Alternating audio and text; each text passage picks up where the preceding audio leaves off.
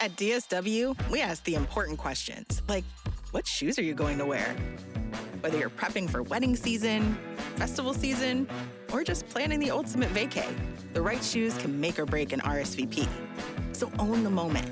You've got big plans, and we've got just the shoes. At the perfect price, of course. Get ready to get ready with Designer Shoe Warehouse. Head to your DSW store or dsw.com today and let us surprise you. Like you're drowning, but rest ashore. What fresh hell? Laughing in the face of motherhood. So we need young, healthy candidates, right? If you're going to run through the street. With Margaret Abels And Amy Wilson. Hortense is the meanest name I can think of. A podcast that solves today's parenting dilemmas So you don't have to. Yeah, as long as you have your phone with you, you're good. It's your desert island object.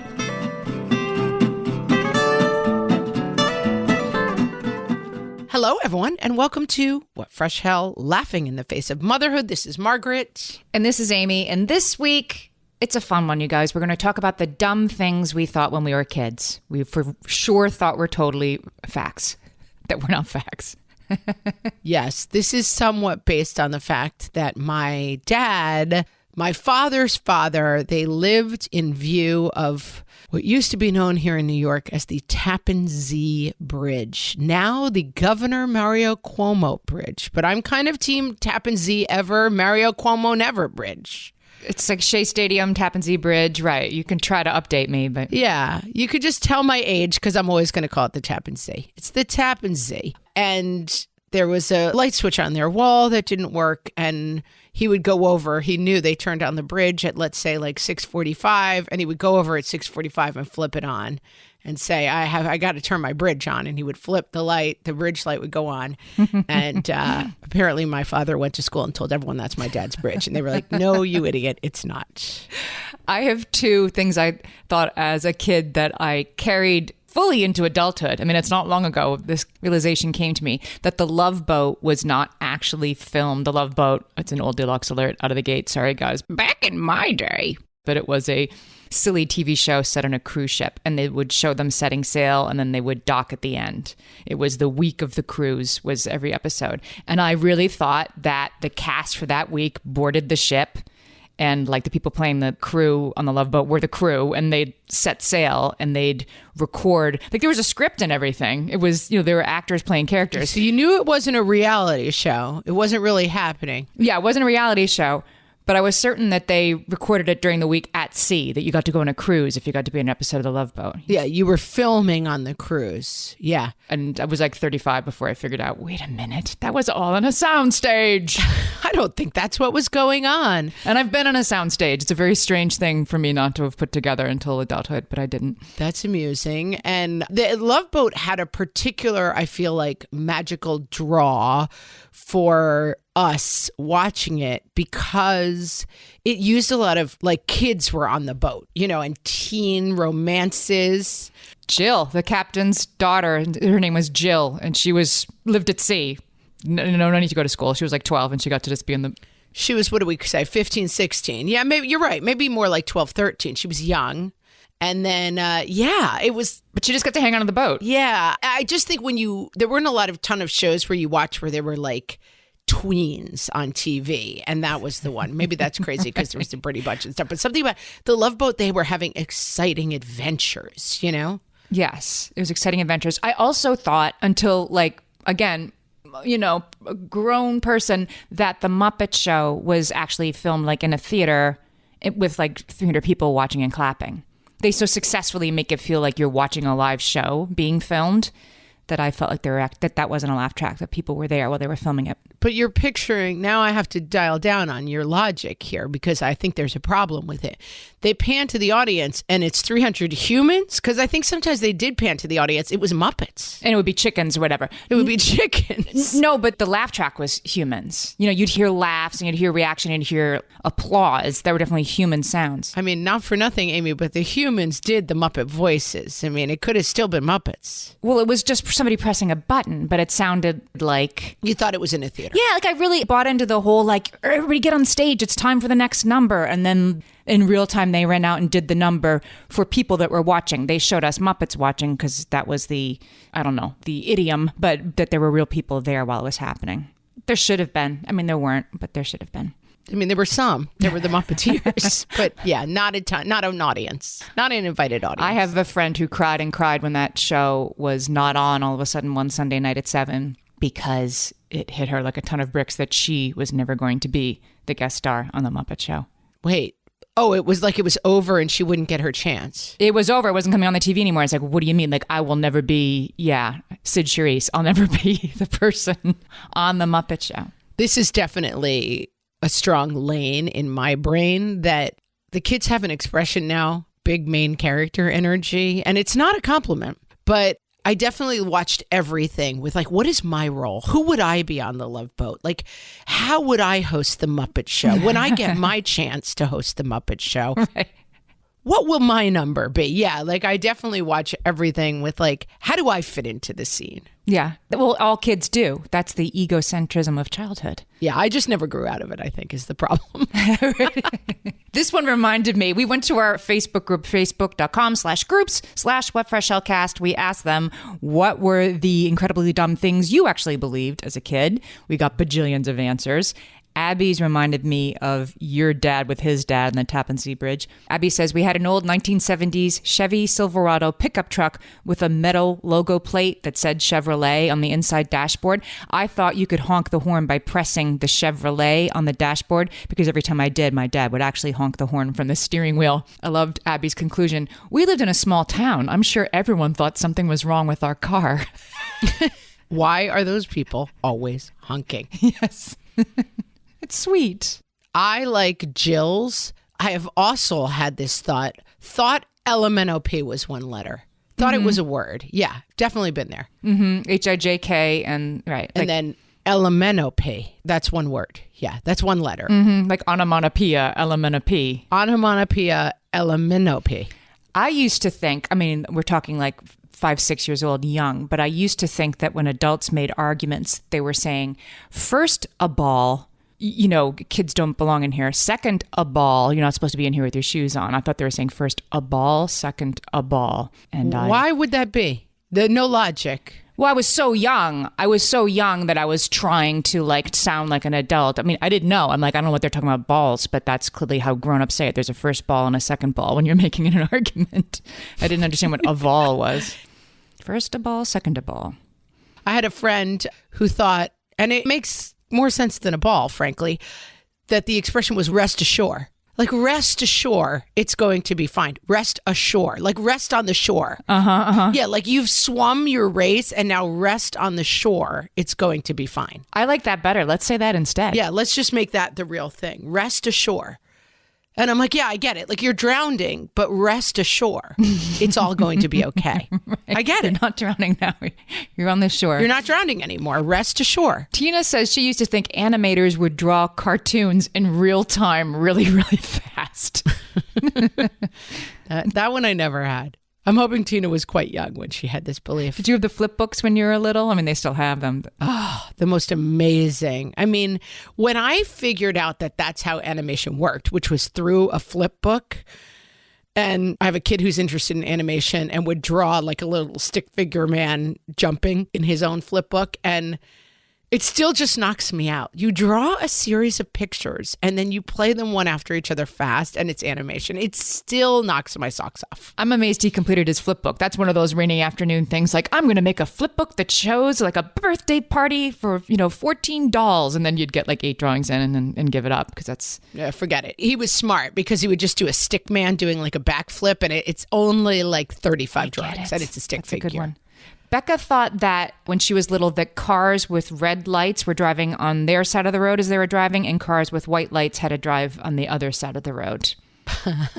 That's how you knew which side to drive on. She's like, took me a little too long to figure out there were headlights and taillights. But how would you know that? I'm going to say, and this, someone will probably take my license away. Maybe I should be like, I know somebody who thought this. I was waiting for somebody to pull out of a spot and the friend I was with said, well, they don't have their brake lights on. I did not realize there was a different set of lights if you were pressing on the brake until, I'm going to say 3 years ago. Like that you could know someone was getting out of a spot because they had there was lights that told you that. No idea. I did not know. I was like, shiny blinkies. That's all I see. Wow. Well, I mean, that is amazing, but I will cop to something just as dumb. I lived in New York for about 3 or 4 years before I understood that if the taxi had the light on at the top, that meant that they were available for hire. And if they didn't have the light on, that meant there was already somebody inside. I would wave frantically and equally at each taxi that passed me, not understanding that you could tell. They're like, lady, get a clue. My light is not on. Yeah, finally when somebody was like, I was on a date and the guy was like, that you can tell the difference. Like, of course I do. I'm not dumb. The guy is like, I'm not dating this dumb anymore. I had no idea. He was like, get me out of this.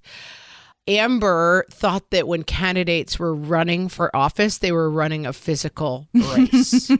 Pictured them sprinting that. Maybe this is how we should do it. This might just solve a lot of our problems. It's like, who can run faster? That's the only contest. I mean, I'm not even sure in our current main thing who would win a running down the street. Tough to call, but let's just try it. That's the winner. That's why we need young, healthy candidates, right? If you're going to run through the street. That's the winner. No, it's just a running race. Yes, I babysat for a kid once who said that, I was like, well, in the meantime. And he said, I don't like the meantime. What happens in the meantime? I'm like, no, just an expression. First a ball, it's not really meantime. First of all, rest assured, it's not really a meantime. When Shelby was young, she thought the same thing that everybody thought, I think, which was that all the songs on the radio were being performed live. And somebody else said that like Billy Joel was actually driving very quickly from one radio station to another to perform for you. Tough job for Billy Joel in the 80s. He was very popular. He had to really get around. I have a friend who's Irish, and he recently referred to him as Billy Joel, and we laughed for 45 minutes. Oh, Billy Joel. He's like, that's what we called him. I'm like, what's not what we call him? And he's American. Billy Joel. It's not what he calls himself, frankly. Let's be honest. It's not his name. It's not Joel. Mm-hmm. Maggie said she thought that she could yell hello to her grandparents at the end of her driveway and they would hear her despite living 3 hours away. I mean, some of this magical thinking, as we call it, like the way that kids think is, I know we're not here to learn, Amy. I get that. But I do think it can be very useful for kids, that thing of let's shut the door. My daughter and I, we have TV shows that we watch together, and we often crawl up in my bed, and I have sliding doors on my closet, which, because I'm a chaos person, are always open. And she walks in and she's like, are we just going to let the monsters devour us whole while we sit here? We have to shut the closet doors. It's like this little joke that we have. But it's true that who could sleep with their closet doors ajar? That's where the monsters live. You have to shut the closet doors to keep them in. And I think the idea of you could go down here and yell to grandma who lives 3 hours away, go down and yell good night. There's something magical and very fun about those kind of traditions within the family. Even turning on the bridge at night is that way. And most of them are implanted by the grown-ups in their lives, right? Yes. To your closet example, I had 2 younger sisters. They were born when I was 11 and 12 years old. And so they would like to come in my room and touch my stuff while I was at school. I mean, what else is there to do? Unacceptable. And I had a doll collection. I had a shelf of dolls, like Cabbage Patch stuff, and other kinds of dolls too that were actually pretty nice. And I didn't really play with them. I just sort of had them. And even though I was now a young teenager, I still had these dolls and wanted them to be nice. And they'd touch them. So I told my sisters that there was a monster named Hortense that lived in my closet. And I would bring them in the room with me. And I would, go up to the door and be like, Hortense, are you in there? And I would do this voice. I'm going to see if I can still do the voice. I'm not sure I can.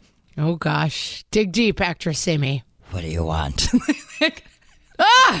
That was terrifying. It's very bad for your voice to do. And I would do a performance of Hortense. I mean, it was just me talking into the closet with my back to my 2 very credulous young sisters. And I wouldn't be mean. I wasn't I'm going to eat children. I just was I'm busy today. I would be kind of Oscar the Grouch in my temperament. You know what I mean? Not mean. Now, were you doing this as a bit, or were you doing it to legit keep them out of the room? thought I was doing it as a bit, right? And it was, like when we were all adults, they're like, I almost couldn't walk in that part of the house because what if Hortense got me? Hortense, you picked such a terrible name, like such a terrifying name. Hortense is the meanest name I can think of. No offense if your name is Hortense. Well, this was my freshman high school year. I had 2 classes, algebra and Latin, with Miss Hortense Shirtliff, who has gone to heaven now. She was a really, really nice woman. Well, she was an excellent teacher, and she broke no fools. You know what I mean? She was no nonsense. And so it was probably thinking of her that I picked the name of a monster that just wasn't going to let that stuff fly. You're not going to let my sister's in my room. Good choice. I would be scared. I'm still scared. Right now, I'm shutting my closet as we speak because I'm scared of Hortense. Yeah. All right, we'll be right back. Hellions, it's time for some spring cleaning, and I don't just mean the coat closets. Doing your financial spring cleaning can actually be super easy when you let Monarch do your financial spring cleaning for you. One dashboard that gets your entire financial life organized. No more clutter, no more mess, no more logins scattered everywhere, just accounts, investments, property, and more, all in one place. Get your first year of Monarch for half off, just $50 with promo code FRESH. Monarch allows you to look not only at what you've already spent, but also to plan for the future. With Monarch, you can set savings goals, plan for big purchases, and notice spending trends before they become a problem. I can generate cash flow reports that show me what we spent this quarter, this month, what we're probably going to spend next month, and feel prepared, organized, and knowing how to plan for the future. No more surprises and a lot more clarity. Try Monarch. Use code FRESH at monarch.com to get your first year half off at just $50. That's 50% off your first year at monarch.com with code FRESH. My favorite skincare products actually feel more like self-care, like they're so nice to put on and they smell so good that I'm actually happy when I get to that part of my day. And I swear that is how I feel about Osea's anti-aging body balm. Amy, you are usually the lotions and potions queen on this podcast, but I have to say, hard agree. Osea's anti-aging body balm is a liquid silk body balm that combines the lasting hydration of a lotion with the firming power of a serum, leaving skin smoother and firmer. This body balm is clinically tested and designed to deliver visible results you can see and feel. So we've gotten to use this product for a couple of months now, and I swear I have really noticed firmer and smoother skin, like on the back of my hands. It's like getting a mini spa treatment from head to toe. Get a spring-worthy glow with clean, clinically tested skincare from Osea. And right now, we have a special discount just for our listeners. Get 10% off your first order site-wide with code FRESH at OseaMalibu.com. That's 10% off your first order with code FRESH at OSEAMalibu.com. Amy, when I'm having a good hair day, it usually makes my whole day better. And that's why on every day, I'm taking Nutrafol. Nutrafol is the #1 dermatologist-recommended hair growth supplement brand. And it's the #1 hair growth supplement brand personally used by dermatologists. Nutrafol's hair growth supplements are peer-reviewed, NSF certified for sport, and clinically tested. Nutrafol offers multiple formulas for men and women tailored to different life stages and lifestyle factors, so you get support that's actually right for you. Adding Nutrafol to your daily routine is easy. Order online, no prescription needed, with automated deliveries and free shipping to keep you on track. Let your hair be one less thing to worry about. See visibly thicker, stronger, faster-growing hair in 3 to 6 months with Nutrafol. For a limited time, Nutrafol is offering our listeners $10 off your first month subscription and free shipping when you visit Nutrafol.com and enter promo code LAUGHING. That's Nutrafol.com, spelled Nutrafol.com, promo code LAUGHING. Speaking of magical thinking, which I think sometimes is, yes, fully implanted by parents, and then sometimes kids come up with it. So this is an example of the one that you come up with it on your own as a kid. Renee said, on long car rides, I used to look at the map to follow along on the roads and the mile markers we were passing. I truly thought that if I timed it just right, my little 5-year-old pointer finger tracing the map in the car would also appear on the side of the road somehow as a giant finger, like coming from space. Nope, I'm not understanding it. Explain it to me again. she's dragging her finger along the map while they're driving. And if she can figure out with her finger on the map exactly where the car is in space, then her finger will come from space. Then she'll see a giant version of her finger also outside the window, touching the point on the road that matches the point on the map. And she says, Renee, the fact that she never saw it was because she just never quite got the timing right. Got the timing right. Yes. Right. Not because that would be weird and impossible to happen. Yes. We talked, Amanda Montell, we just had on the podcast, and she has a new book called The Age of Magical Overthinking. And it talks a lot about magical thinking and how it kind of rules and defines our lives in all of these interesting ways. But the ideas of magical thinking, I mean, as somebody who has some problems with OCD, I'm very wary of magical thinking because I tend to get very like, I can keep this airplane in the air if I never release these two fingers from the seat rest, you know? And although it sounds absurd when I say it out loud. But look at your record. Look at your track record. It's working so far. But that's the problem, Amy.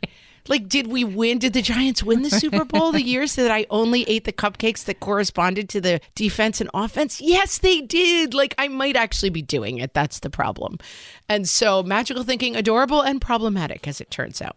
Mm-hmm. Well, this also, it makes me think, as we're sitting here, like these things that we came up with about the mile markers on the side of the road.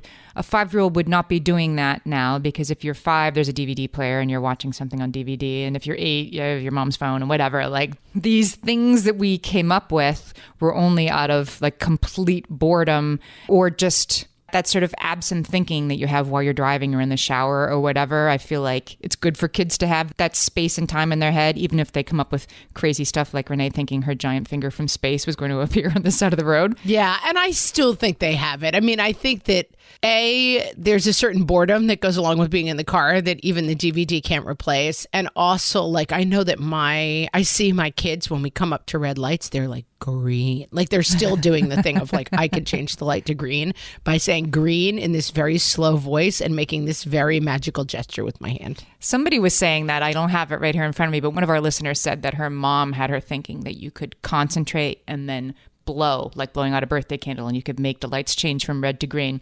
And I thought, well, that's a mom having some fun. But in New York City, in a lot of big cities probably now, there's delayed changing of lights. It's gotten so long in New York City that like the traffic going north and south turns red, but the traffic going east and west, they're waiting for the light to turn green. And that delay now is sometimes like 6 seconds or something. And I think it just leads to like, it's that thing where you're a pedestrian and like, I'm just going to go. Like, am I going? Am I not going? Right. Yeah. I'm just going to go. And that's when the light turns green, that these super delayed lights are very confusing that you can't tell. And I thought, yeah, we were children of a time where it was like 3, 2, 1, change. It was better. It's better is what I was saying. 3, 2, 1, change. Loved it. Lived for it. Yeah. Olden days. Dahlia says that she thought that cashiers got to keep the money they put in their registers, so she figured that was the most obvious career choice for her future. Same. I was like, Dad, they make a lot of money.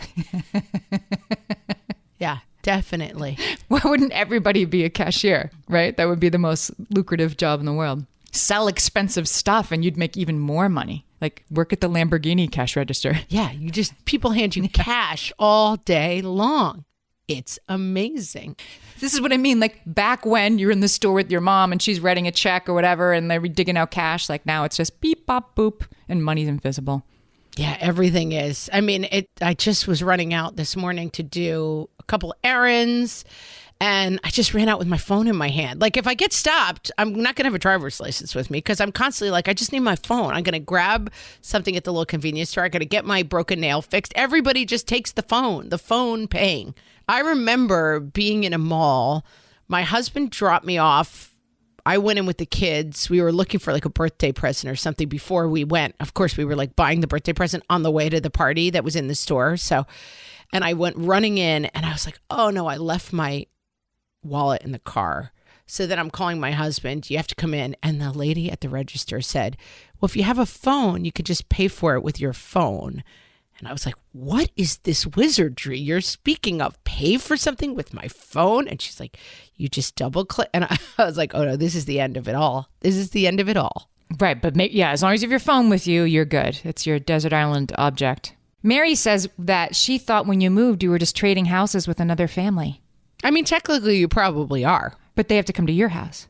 Oh, yeah, you're right. I mean, you're all trading houses eventually.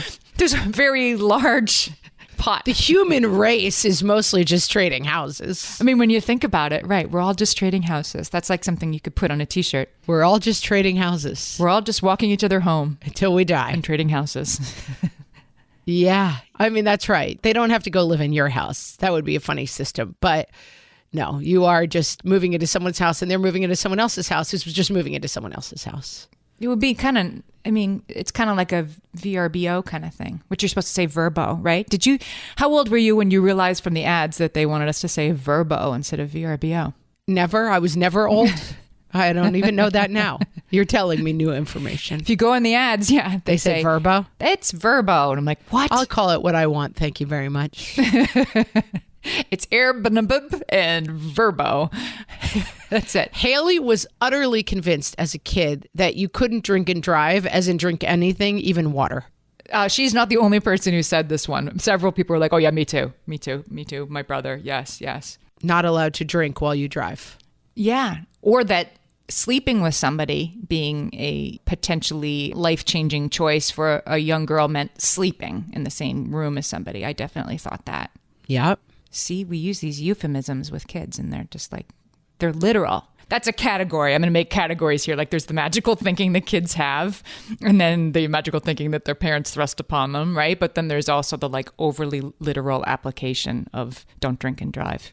Emily believed that her stuffed animals and dolls came alive and had whole entire lives when she left the room.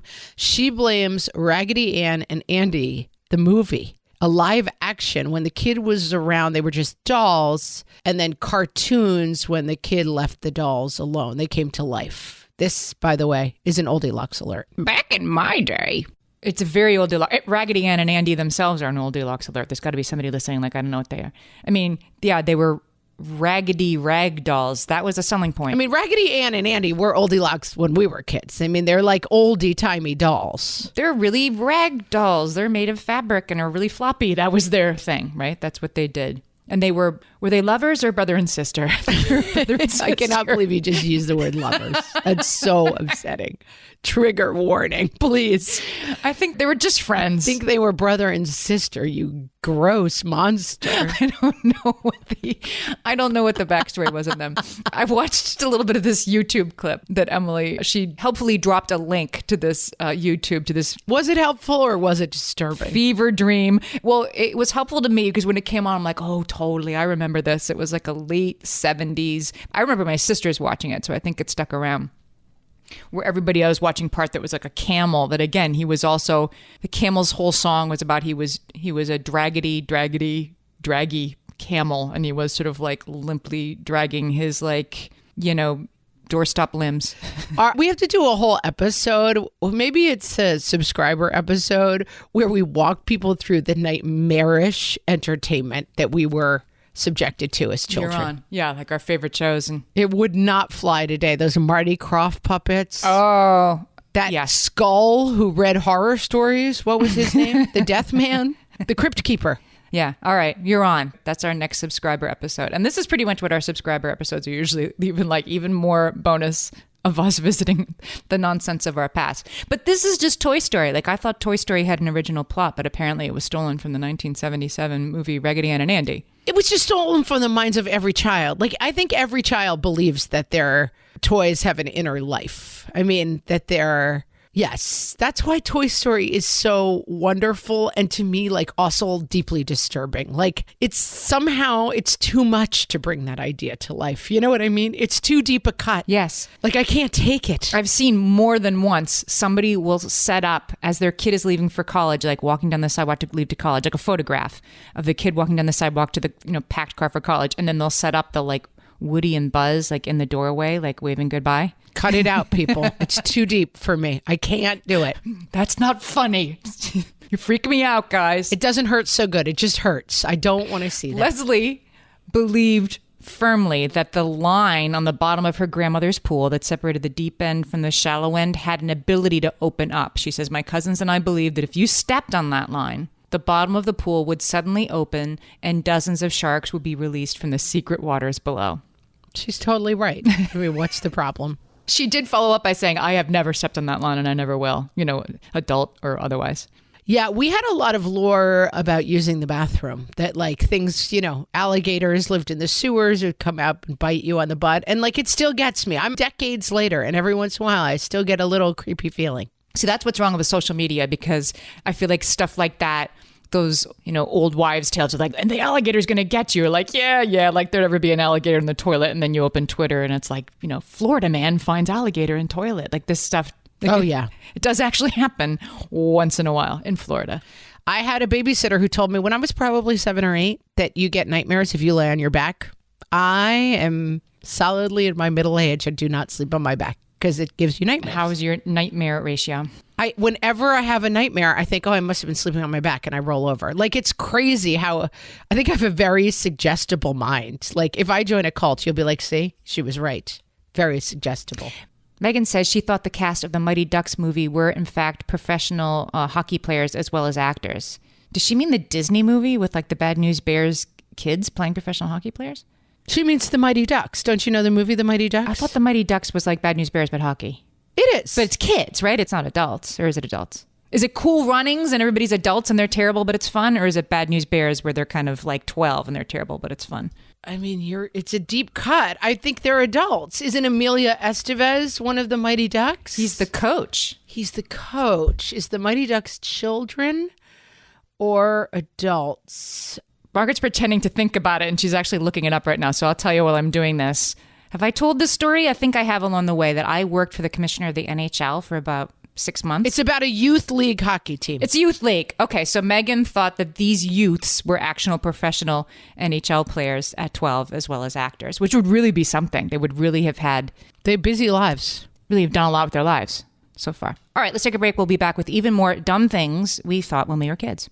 All my kids learned to swim when they were little. It was super important to me that they be confident and safe in the water.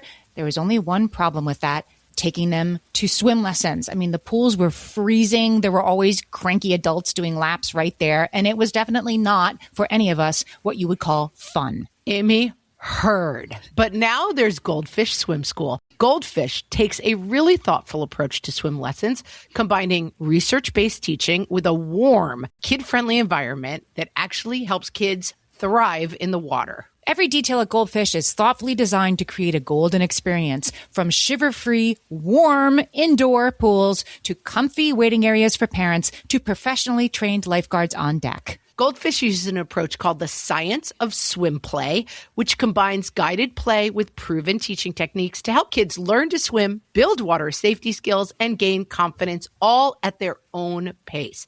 Lessons are designed to meet kids exactly where they're at. If you've been thinking about swim lessons or just wondering where to start, this is a great opportunity. Right now, Goldfish Swim School is offering a waived membership plus your child's first lesson free at participating locations. Just visit goldfishswimschool.com/free to find a location near you and enroll using promo code FREE. That's goldfishswimschool.com/free, promo code FREE. Amy, let me tell you about a magical place that is so exactly designed to be enclosed space, year-round fun for the whole family that I bet you already know what I'm going to say before I even say the name. Let's say it together on 3. 1, 2, 3. Great Wolf Lodge. You got it, Amy. My kids loved Great Wolf Lodge when we went. You probably already know that it has a huge indoor water park with a wave pool, lazy river, a bunch of massive water slides. But then your pack can hit the other attractions because, wait, there's more. Great Wolf Lodge has adventure-packed attractions like Magi Quest, a live-action game kids can play throughout the lodge, plus the Northern Lights Arcade. Spent some quality time there, so your kid who loves the lazy river and your kid who loves fantasy games will both have a great time. Great Wolf Lodge also offers great dining options and complimentary daily events like nightly dance parties, all under one roof. Unpack the car once and you're settled in to have fun. And with 22 lodges across the country, you're always a short drive away from adventure. We've both had such great times at Great Wolf Lodge, so bring your pack together at a lodge near you. Learn more at greatwolf.com and strengthen the pack. And now, Dumb things moms believe. From the What Fresh Hell podcast. Food eaten off of kids' plates while standing up doesn't actually count as eating food. What is that teacher talking about? My child is an angel. What is that teacher talking about? My child is a legit nightmare. If I just close my eyes and stomp on this invisible brake while sitting in the passenger seat while my teen is driving, it will surely stop the car. You know, I bet the kids are old enough that I can get that white couch I've been dreaming about without them ruining it. If it dips below 55 degrees, children will rapidly perish from the cold if they go out without a jacket on. I don't think anyone can even tell these pants are actually pajamas. My child would never behave so rudely. Oh my God, Brandon, what are you doing? Where are your pants? Who, me? Oh no, I don't need any help. I'm doing great. I've got it all covered. I'm not even tired. Definitely not eye-bleedingly exhausted. Nope, I am totally fine. This has been Dumb Things That Moms Believe. From the What Fresh Hell podcast.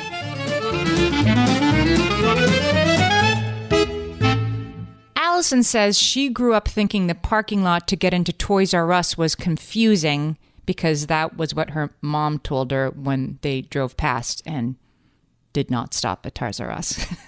And did not stop at Toys R Us because the parking lot was too confusing. The parking lot was too confusing. This is, that's the song the ice cream truck plays when they're out of ice cream. Yes. It's just straight up mom lies. That's a free one, guys. Some parking lots are just too confusing to stop in.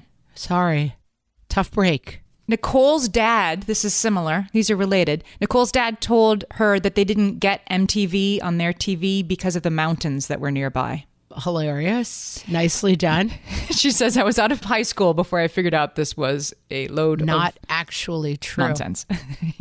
Yeah, a lot of this stuff is parents lying to us and us being too dumb to believe it and then figuring it out when we're like 40 years old. Mm-hmm. My mom would refer to anybody she couldn't remember as Fanu-Lanu. Do you know that expression? That's definitely, I think that was a her special. It was? Fanu-Lanu. Fanu-Lanu. But do you know what it stands for? First name unknown, last name unknown. It's FNUNLU. Oh. First name unknown, last name unknown. And so she would be like, oh, that's Fanu-Lanu. That was her expression, and she said it all the time. And it's some sort of code speak. I mean, she didn't invent it, but it took me a long time to figure out what she was talking about. Can I keep that one? That's what I'm going to take with me today. Fanu-Lanu. I mean, it's like... Fanu-Lanu. Oh, you know, she's like the Fanu-Lanu from down the street. It's a very useful and funny Bronx lady expression, which my mother was a Bronx lady, and she's Fanu-Lanu. Maybe this section is going to shift into useful things that you can tell your kids. Emily says her mom had all of them convinced that if we sat on the hood of the car, we would put too much pressure on the engine, which could make it explode. She says, I believe this until college. She thinks her mother just didn't want her car to get scratched.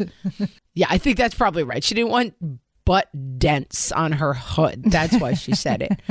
Meredith says her sister told her that if you took the cigarette lighter out of the car would blow up, and I 100% believed her. Now, a cigarette lighter is an Goldilocks alert in a big way. They don't have them in cars anymore. But I would say I spent 10% of my youth in a car threatening my brothers and sisters, and they threatening me with a lit cigarette lighter. Like, we would push it in.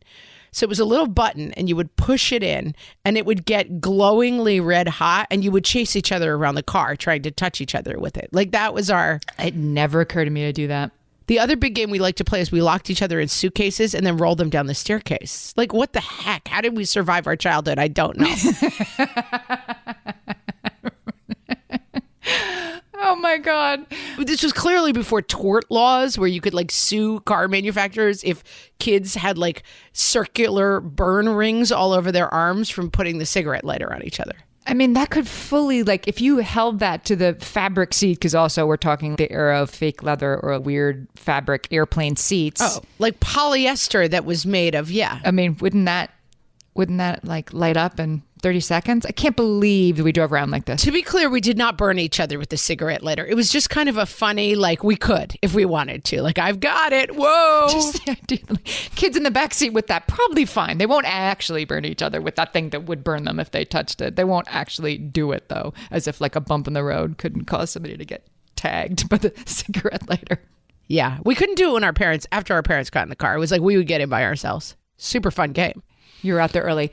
Katie says she thought the cream filling in Cadbury eggs was actual egg yolk, so she wouldn't eat it. I mean, good choice. It's disgusting. Gross. Yeah. I'm not eating that. Chelsea says her mother told her when she was little that if she fed her goldfish too much, they would explode. I mean, I think I still have internalized this as a thing that fish can easily explode. Yes. I believe that is fact. And that you'll drown if you go swimming within 30 minutes of eating any kind of food. Yeah. That you will immediately cramp up and drown. Even in a pool. We did an episode. I'm going to dig it out. I'm going to run it as a best of because it was a good one where we talked about the, dubious science behind you have to wait half an hour to swim or 10,000 steps a day or whatever. Like I dug and I couldn't even really get to like who said 30 minutes after you swim. Just some mom at the town pool said it once and everybody else was like, that's a good idea. I'm going to say that too. And it became accepted as fact. What I don't understand about it is it works against the mom. Like, it just means they have to sit next to you for 30 minutes. What's the upside? I don't know. How does this scam work, frankly? I don't understand it. Getting them out of the pool long enough to actually eat something? I don't know. Yeah, I don't know. Melissa, I believe we might have even talked about this on that episode as well. If the interior lights are on in a car at night, it would make all the other cars crash. Like, I don't know exactly what I thought would happen if you turned a light on in the car, but it was like, of all the things that were forbidden in my childhood, turning on the interior light in the car at night, I guess it makes it harder. I guess it's not physics. What is it? It's the like... I'm telling you guys, here's another free one. It works if you have a hard time with the super bright headlights these days that are like LED and white light, and they're way brighter than they used to be. Put the light on in your car. It immediately makes it easier to drive at night because the only light source isn't coming at you. It's also in your car. It's actually better for me to drive with the light on in the car. Amy, I could never do this. What are you suggesting? I mean, next, just tell me to, fly to work in the morning, flapping my arms. It's not possible, Amy. I've been told that turning on the interior light is like the worst thing a human being can do. And again, I don't know. This is just like the waiting half an hour thing because I don't know how that was working for our parents. Like I think my parents firmly believe that when they told me that too, that they'd be like, lose control of the vehicle as soon as we turn the light on for more than 3 seconds. I think they also believe that. No, but it is because in the oldie timies, the interior light was super bright. So if you turned it on at night, you couldn't see out the windshield as well. That was the logic behind it. Yeah, I'm not sure it was true even then, but that was a lot. It messed up the vision. I think it was because like you would turn it on and you would see yourself in the windshield. They were that bright. Oh, okay. Well, yeah, now they're not as bright as the like operating room, like deep space floodlights coming at your eye from all these, tall SUVs. So give it a shot. I'm here to tell you, you won't crash the car in the first 5 seconds. I don't believe you. I'll never believe you. My mommy told me different, and I believe my mommy. Anna believed that chocolate milk came from brown cows. Yeah, this is an oldie. And I feel like they put them on the box too, Right. They made us believe this. They fed us this lie. I just heard a story about a little kid who, it was like a friend of a friend. The dad says to the kid, they're going on vacation, what's your favorite part of going on vacation? What's it going to be, honey? They're going to someplace they go every year. And this kid, like he's like 3 or 4, he says, meningitis. And the dad's like, sorry, what? What's your favorite part, sweetheart? Meningitis is going to be my favorite part. Meningitis. And the dad's like, I don't get this. So waits until the older sibling comes home from school and says, will you ask him? What is he saying? Older sibling asks, meningitis is my favorite. And so they're trying to figure out what the kid means. Finally, the older sibling asks the kid, what color is meningitis? And the 3-year-old is like, well, it's brown and it's dark brown and it's white. And that's when the older sibling figured out that the favorite part of the vacation was Ben and Jerry's because it was fish food ice cream, which is like chocolate ice cream with marshmallow fluff, and then also like little chocolate fish. It's meningitis. It was going to be his favorite part of the vacation. Meningitis. Love it. Well, there was nothing to solve today, but we did take a trip down memory lane. No. And remember what dummies we were when we were kids. Were we dummies or what? We got all the answers for today from our Facebook group. We'll link to it in the show notes. Join the Facebook group. We talk about super silly stuff in there, but also super serious stuff. It's a lot of parents helping each other out, and it's the nicest place on the internet. We're so proud of it. Yes. Awesome spot. Go to facebook.com/groups/whatfreshhellcast to join the conversation over there. And you will also be finding out in that spot about our very exciting news. Amy and I are going on tour. That's right. We're going on tour this fall to Charlotte, Boston, Washington, D.C., New York City, and Philadelphia. Hopefully these are the first dates of more to come. And you can find out more about our tour dates, again, by going to our Facebook page or by going to whatfreshhellpodcast.com and click where it says tour dates at the top. Believe me, we'll be making sure you guys know about it. Absolutely. You'll hear about nothing else in the fall. And we would love to see you. Come, what do they call those people who follow the Grateful Dead? You know, deadheads. Come be a fresh head. You can follow us to every single date. Take the fall off. Tell your spouse now, not going to be available. I'm going on tour with Amy and Margaret. Mm-hmm. That would be so fun. Be really fun. Be fun for us. I think there's like 4 weeks between dates, so you could just live in my basement. That's also fine. Well, that's true. There's time to get a few things done at the library or something. It's a big commitment. Big commitment. And with that, thank you so much for listening, and we will talk to you next time. So long.